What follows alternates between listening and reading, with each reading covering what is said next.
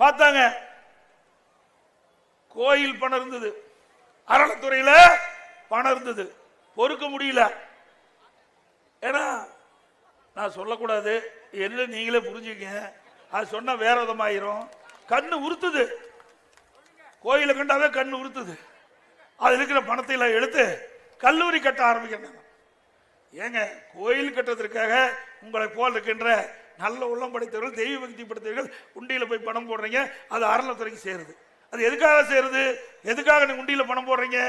அந்த கோயில் அபிவிருத்தி பண்ணணும், அந்த கோயில் விரிவுபடுத்த வேண்டும், அதுக்காக நீங்க போடுறீங்க. அந்த பணத்தை எடுத்து கல்லூரி கட்டல.